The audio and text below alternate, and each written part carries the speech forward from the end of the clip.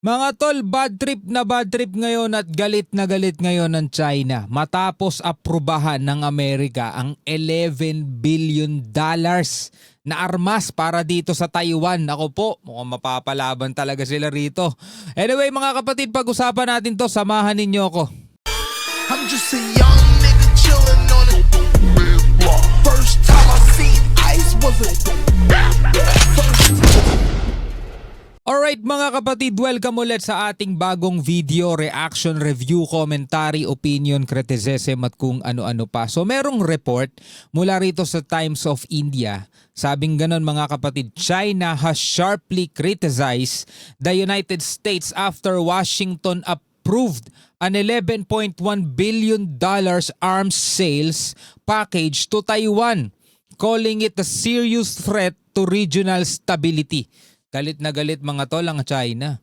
Kasi nga, bebentahan ng Amerika ang Taiwan ng mahigit $11 billion na armas. So ibig sabihin yan mga tol, yung mga gagamitin ng Taiwan is puro mga US made. No? Kung sakasakaling aatakihin ng China itong Taiwan, meron ng panglaban etong Taiwan, no? Ayaw na ayaw ng China, may nangingialam sa Taiwan mga tol. So pag-usapan natin to. Bago natin to simulan, syempre huwag niyong kalimutan mag-subscribe. Click niyo na rin ang notification bell para ma-notify kayo whenever na may mga bago tayong reaction video tulad nito. At kung ikaw naman ay nanonood sa ating FB page, no, huwag niyong kalimutan mag-follow and like. Nasa 183,000 na po tayo. Maraming salamat sa ating mga bagong followers at kaibigan dyan. Alright, so huwag na natin patagalin pa, panoorin na natin to mga tol. The Taiwan independent separatist forces on the island seek independence through force, resist reunification by force, lavishly squandering the people's hard-earned money to purchase weapons. Gumagawa na sila ng mga tol. So ito daw mga kapatid, etong Taiwan daw gustong sumeperate, gustong humiwalay sa pamamagitan daw ng puwersa. At ginagamit daw ng gobyerno ng Taiwan ang pera ng taong bayan para bumili ng armas. Yun ang sinasabi nila mga tol ha. Resist reunification by force, lavishly squandering the people's hard-earned money to purchase weapons, not hesitating to turn Taiwan into a powder keg. This will not save Taiwan independence from its inevitable doom, but only accelerate pushing the Taiwan Strait into a dangerous and war-prone situation. Nako, no, hindi daw to makakapagligtas sa Taiwan doon sa hindi maiiwasan o inevitable doom, sabing ganun mga tol. Kumbaga, mas lalo pang maghahatid etong mga pangyayaring to sa Taiwan, no, sa gitna ng gera o sa mas malapit pang delikadong sitwasyon mga tol. Yan ang babala ngayon ng China. The U.S. side's use of force to aid Taiwan's independence will only backfire, and the strategy of using Taiwan to contain China will absolutely not succeed. The U.S. brazenly announced a massive advanced arms sale plan to Taiwan, gravely violating the One China principle and the three Sino-U.S. joint communique, seriously undermining China's sovereignty, security, and territorial integrity. O alam naman natin mga tol kung gaano kasensitibo itong China pagdating sa usaping Taiwan. Di ba nga nagagalit nga sila kapag bumoboka etong Japan. So ngayon hindi nila nagustuhan etong ginawa ng Amerika kung saan inanunsyo nga daw ng Amerika ang pagbebenta sa Taiwan ng nasa $11.1 billion na armas mga tol. No, baga nilalabag daw ng Amerika etong One China principle dahil nga kumbaga parang tinutulungan ng Amerika etong Taiwan. Kumbaga sila yung magsusupply ng armas dito sa Taiwan. Parang kinakalaban na rin nila, indirect nga lang no, etong China. Severely damaging peace and stability across the Taiwan Strait and sending a gravely erroneous signal to Taiwan independence separatist forces. China firmly opposes and strongly condemns this. So, firmly opposes and condemn. Kinukondena nila at tinututulan nila etong kasunduan ng Taiwan at saka ng Amerika. Well, business is business. Alam naman natin ng gera is business pa rin yan mga tol. Dito, malaki kikitain ng Amerika. $11.1 billion yan, di ba? Ang ayaw ng China, mga tol, kakalabanin nila yung mismong kanilang sariling lahi. Dahil nga, di ba, sinasabi nila na part pa rin yun ng China. So, sa madaling salita, Chinese pa rin yung mga yon. Kakalabanin nila gamit ang sandatang gawa ng mga western country na kinaiinisan at kinagagalitan nila mga tol. The Taiwan independent separatist forces on the island seek independence through force, resist reunification by force, lavishly squandering the people's hard-earned money to purchase weapons, not hesitating to turn Taiwan into a powder keg. This will not save Taiwan independence from its inevitable doom, but Para namang hindi nila ginagawa yun, no? Ginagamit nila yung hard-earned money ng kanilang mga mga mamamayan para makapag-build ng mga panggera, 'di ba? Para makapag-build ng nuklear, para makapag-build ng mga weapon, para namang hindi nila ginagawa 'yon. only accelerate pushing the Taiwan Strait into a dangerous and war-prone situation. The U.S. side's use of force to aid Taiwan's independence will only backfire, and the strategy of using Taiwan to contain China will absolutely not succeed. China opposes all unilateral bullying acts and supports all nations in defending their sovereignty and national dignity. Venezuela has the right to independent development and mutually beneficial cooperation with other countries. We Ang kulit, no? Ayaw nilang may mga ibang bansa na nangingialam sa kanila o nagbibigay ng komento o kumukondena sa ginagawa nila. Pero binabanggit nila yung Venezuela. 'Di ba?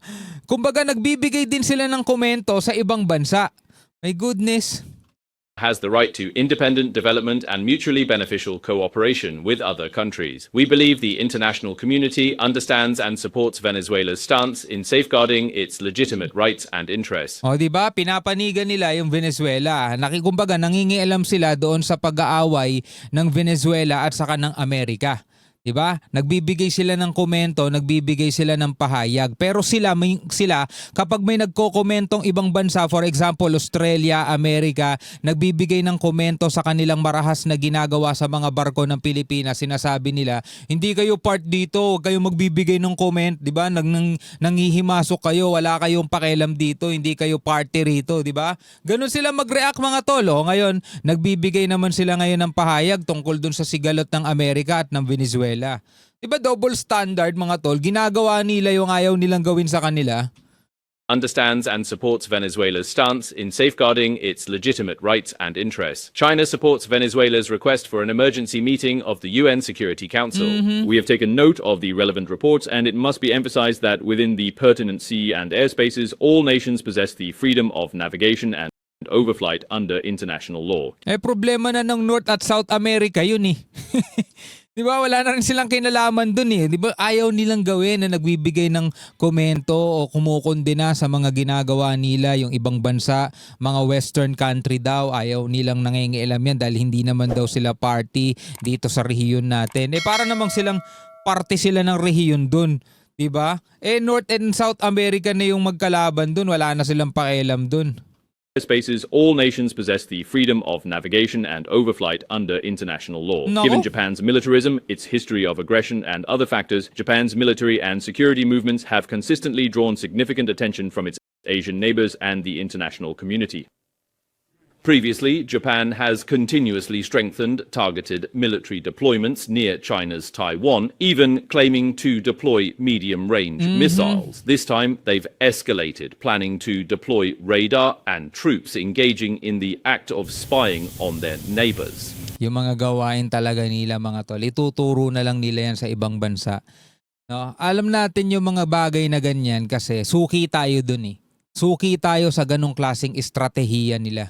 Considering the Japanese Prime Minister Kishida's series of erroneous and dangerous statements and actions regarding Taiwan, people are compelled to ask, is the Japanese side intentionally creating and manufacturing incidents, engaging in close quarters provocations to provide a cover and seek pretext for its own military expansion and venturing overseas? Will they, following the designs of right-wing forces, retread the evil dead-end path of militarism? We urge Japan to learn from history's lessons. So yun yung kanilang mensahe mga tol. Diba? Nagagalit sila doon nga sa ginagawa ng US na pagbebenta ng armas dito sa Taiwan mga tol. Tapos pinapakilaman nila yung problema ng US at saka ng Venezuela. Samantalang ayaw nila yan mga tol. Ayaw nga nilang nangingialam ang Amerika dito sa Taiwan eh. Ayaw nila na lang bibigay ng komento ang Amerika dito sa West Philippine Sea. Ganon din sa Australia. Samantalang sila, nagbibigay din sila ng comment sa problema ng Venezuela at saka ng Amerika. Kita nyo yun? Gusto nila sila lang yung gumagawa ng mga bagay na ganyan. Diba? Kinukondinan nila yung ginagawa ng Japan. 'Diba? Dun sa mga isla malapit daw dun sa Taiwan. Samantalang pinapasok nila yung airspace ng Japan. Pinapasok nila yung katubigan ng Japan. Naku po. Stage is set for a massive showdown between the US and China. Taiwan is at the center of a dangerous power struggle. The US has again touched the sore spot of Beijing by approving the largest ever weapons sale to Taipei. So yun na nga, no, inaprubahan ng Amerika ang eto daw ang pinakamalaki. Largest, ano ba to mga to? HIMARS, howitzer, drones, US arms, Taiwan against China. Aarmasan nga ba ng Amerika ang China? Well, bebentahan nila, hindi nila aarmasan. Magkaiba kasi yung aarmasan sa bebentahan. Diba? Kasi pag sinabing aarmasan, kumbaga aarmasan mo ng libre, parang ganun. O ako na bahala sa armas ninyo para sa laban ninyo sa China. Diba? Ang gusto ng Taiwan, bumili sila sa US made eh. Ang hirap naman siguro kung ang bibili ng Taiwan, China made, diba? Tapos yun din yung gagamitin laban mismo sa China. The sore spot of Beijing by approving the largest ever weapons sale to Taipei. Big escalation in the already strained ties between the two world superpowers, the United States and China. Washington has upset Beijing following its approval of a multi-billion-dollar weapons sale to Taiwan. Taiwan, an issue very close to China. Beijing considers a violation of its sovereignty in the case of any involvement in Taiwan. And now, the United States approved $11.1 billion in arms sales to Taiwan. So ito yung mariing tinututulan ngayon ng China. Kasi nga para sa kanila mga tol, ito'y pag-violate, no, paglabag doon sa tinatawag nilang One China Principle. Kasi nga, ang ano nila mga tol, ang naratibo nila o paniniwala nila, itong Taiwan is part ng kanilang bansa. So, internal problems yun. Kumbaga, wala dapat mangingialam, walang manghihimasok, walang magbibigay ng kahit na anong komento o kahit ng anuman lang boka sa gilid-gilid. Kahit side comment, ayaw nila yon mga tol. Ngayon, eto ang kinagagalit nila.